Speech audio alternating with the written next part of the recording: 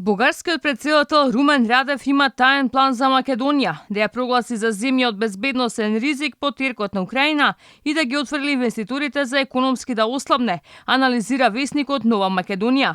Според пишувањата на весникот, економското ослабнување на Македонија ќе донесе нов нестабилен политички период и внатрешна дестабилизација и отворена можност за Бугарија да се понуди како спасител. Едно слично сценарио и подготвува бугарскиот претседател Румен Радев на Македонија, кој откако не успеа пред странските партнери рационално да ги објасни причините за неколкуте бугарски вета, примени една поинаква доктрина во која проблемот со Македонија го представи како безбедносно прашање. Истиот наратив Радев го користеше и на средбите со неговиот француски колега Емануел Макрон, но и со другите европски политичари, ставајќи јасно до знаење дека ако не се реши спорот со Македонија, тој ќе стане безбедносен проблем што може да го дестабилизира регионот. Пишува Нова Македонија. Дека Радев има посебна агенда за односите со Македонија потврдува и недовнешното свикување на Советот за безбедност на Бугарија, на која како главна тема беше ставено прашањето со Македонија.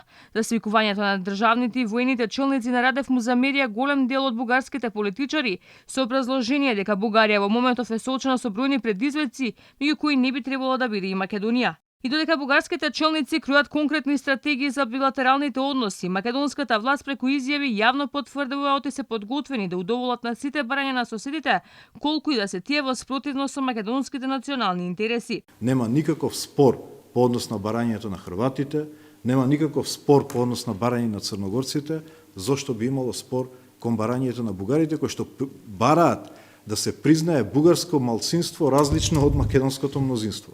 И ако тоа не го разбереме, мислам дека се враќаме во други теми. Од Илинденска молча за действувањето на Бугарија, ама затоа бугарскиот премиер Кирил Петков се погласен дека македонските бугари во земјава биле обесправени и инсистира да бидат внесени во устав и да ги добијат сите права. По Петков и европратеникот Андреј Ковачев со порека дека бугарите во Македонија биле подложни на дискриминација. Тврдат дека македонските историски учебници шират говор на омраза кој силно го повредува бугарското чувство на самоопределување во земјава.